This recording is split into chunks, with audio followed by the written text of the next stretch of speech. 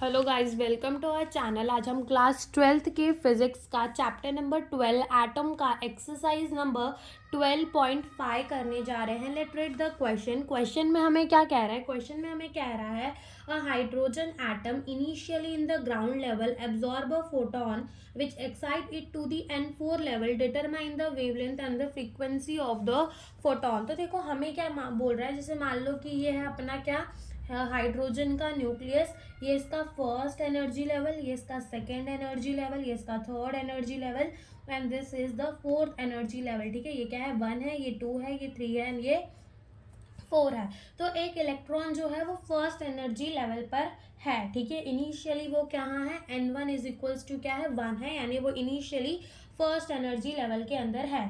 फिर वो क्या करता है, वो है ना एब्जॉर्ब कर लेता है किसको, फोटोन को। फोटोन कह लो चाहे रेडिएशन कह लो, ठीक है।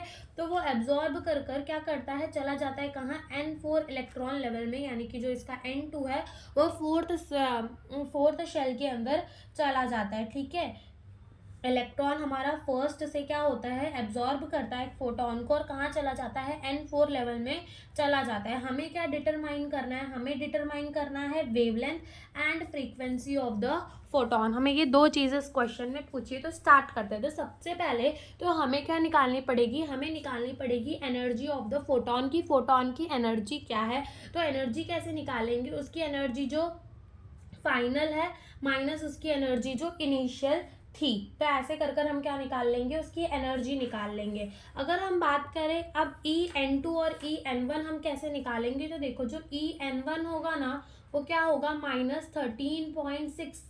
अगर हमें एनर्जी निकालनी हो किसी भी nth ऑर्बिट की तो हम उसे क्या करते हैं, -13.6 इलेक्ट्रॉन वोल्ट अपॉन में n²। तो ऐसे कर कर एनर्जी निकल जाती है किसी भी nth ऑर्बिट की।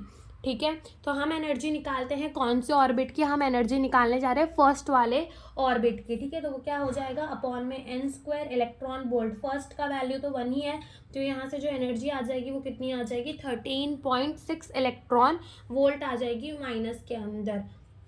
ओके सॉरी, ये 1 की है। अब हम energy of the N4 orbit निकाल लेते हैं, यानी कि हम एनर्जी ऑफ द N2 निकाल लेते हैं। तो ये कितना हो जाएगा, -13.6 इलेक्ट्रॉन वोल्ट और N की वैल्यू क्या हो जाएगी, 4 हो जाएगी। ठीक है, N2 जो है वो हमारा 4 है, तो यहाँ से ये कितना आ जाएगा, ये हमारा आ जाएगा -13.6 इलेक्ट्रॉन वोल्ट और 4 4 का कितना होता है, 16 होता है। यहाँ से जो एनर्जी है वो कितनी आ जाएगी, -0.85 इलेक्ट्रॉन वोल्ट आ जाएगी। ठीक है, अब हम एनर्जी निकाल लेते हैं इलेक्ट्रॉन की, En2 माइनस En1।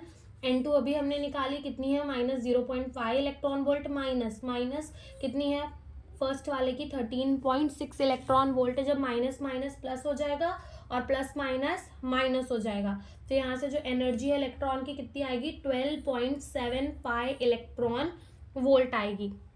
यहाँ तक समझ में आया। हमने क्या किया, हमने निकालनी है एनर्जी ऑफ द इलेक्ट्रॉन। ठीक है, इलेक्ट्रॉन की एनर्जी क्या होगी, तो हम क्या करेंगे, उसकी फाइनल शेल की एनर्जी को माइनस कर देंगे उसकी इनिशियल सेल की एनर्जी से। ठीक है, तो जो एनर्जी है किसी भी शेल की कैसे निकलती है, -13.6 इलेक्ट्रॉन वोल्ट अपॉन में n² कर देते हैं। तो हमने पहले वाले शेल की निकाली, फिर हमने निकाली फोर्थ वाले शेल की एनर्जी। दोनों की एनर्जी को हमने फोर्थ वाले की माइनस कर दिया 1 से, तो हमें क्या मिल गया, एनर्जी मिल गई। ठीक है, कितनी मिली, 12.75 इलेक्ट्रॉन वोल्ट मिली। अब इस एनर्जी को हम क्या करते हैं, जूल के अंदर कन्वर्ट कर लेते हैं। तो कैसे जूल के अंदर कन्वर्ट करेंगे, इसको क्या करेंगे, मल्टीप्लाई कर देंगे 1.6 इंटू 10 की पावर -19 से।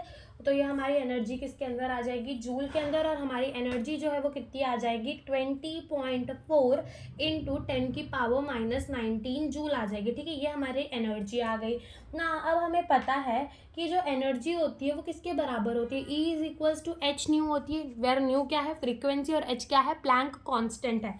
तो हमें क्या निकालना है, फ्रीक्वेंसी, तो वो एनर्जी अपॉन में प्लैंक कांस्टेंट के बराबर होगा। एनर्जी हमने अभी कितनी निकाली, 20.4 इंटू 10 की पावर -19 जूल निकाली। एंड प्लैंक कांस्टेंट की वैल्यू कितनी होती है, 6.63 इंटू 10 की पावर -34 जूल सेकेंड होती है। जूल से जूल हट जाएगा और 1 अपॉन में सेकेंड तो हर्ट्ज ही होता है। अब यहाँ पर 20.4 को अगर हम डिवाइड करेंगे विद द 6.63, तो जो हमारी फ्रीक्वेंसी है वो कितनी आ जाएगी 3.1 इंटू 10 की पावर, ये ऊपर जाकर क्या हो जाएगा प्लस हो जाएगा 34, ठीक है। 34 माइनस 19 करेंगे तो आंसर कितना आ जाएगा 15, और ये हो जाएगा हर्ट्स। तो हमारी ये फ्रीक्वेंसी आ गई, ठीक है। फ्रीक्वेंसी हमारी कितनी आ गई, फ्रीक्वेंसी हमारी आई 3.1 इंटू 10 की पावर 15 हर्ट्स जो थी वो हमारी क्या आ गई, फ्रीक्वेंसी आ गई, ठीक है। अब हमें पता है c इज इक्वल्स टू क्या होता है, न्यू लेमड़ा होता है, वेर c क्या है, ये स्पीड ऑफ द लाइट है 3 इंटू 10 की पावर 8 मीटर पर सेकेंड, ठीक है। ये क्या है, हमारी फ्रीक्वेंसी है, ठीक है। और ये क्या है, हमारा वेवलेंथ। अभी हमें क्वेश्चन में वेवलेंथ भी निकालने का है, तो वेवलेंथ क्या हो जाएगा, c अपॉन में न्यू के बराबर हो जाएगा। c क्या हो जाएगा 3 इंटू 10 की पावर 8 मीटर पर सेकेंड अपॉन में न्यू, अभी हमने निकाला कितना है फ्रीक्वेंसी 3.1 इंटू 10 की पावर 15 हर्ट्स है, ठीक है। अब हर्ट्स भी क्या होता है, देखो 1 अपॉन में सेकेंड ही होता है। जैसे अगर मान लो जैसे कि हमारा, एक मिनट को पहले डिवाइड ही कर लेते हैं, 3 को डिवाइड करेंगे विद द 3.1, तो हमारा जो आंसर है वो कितना आएगा 0.96 इंटू, ये ऊपर जाकर क्या हो जाएगा 15 माइनस हो जाएगा, ठीक है। तो कितना आ जाएगा -7 आ जाएगा, ठीक है। अब देखो मीटर पर सेकेंड दिया है, हमें क्या दिया है मीटर पर सेकेंड, और फ्रीक्वेंसी, ठीक है, जो हर्ट्स होता है वो भी क्या होता है 1 अपॉन में सेकेंड, सेकेंड से सेकेंड कट जाएगा तो ये हमारा मीटर आ जाएगा, ठीक है। अब जब अपने डेसिमल को राइट शिफ्ट करेंगे तो पावर जो होती है वो क्या होती है माइनस, अब माइनस माइनस क्या हो जाएगा प्लस हो जाएगा, ठीक है। तो ये हो जाएगा 9.6 इंटू 10 की पावर -8 मीटर। तो ये हमारी क्या आ गई, वेवलेंथ आ गई। हमने क्या किया, हमने सबसे पहले निकाली एनर्जी इलेक्ट्रॉन की, हमने क्या निकाला पहले N1 शेल की हमने क्या निकाली, एनर्जी निकाली, फिर हमने फोर्थ वाले शेल की क्या निकाली, एनर्जी निकाली।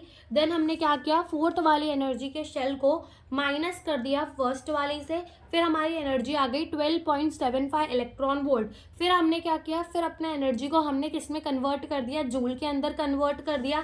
देन हमें पता है E is equals to h nu होता है, तो हमने क्या निकाल लिया, फ्रीक्वेंसी निकाल दिया E अपॉन एच कर।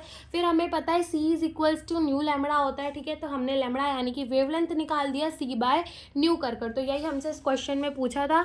Thank you for watching the video.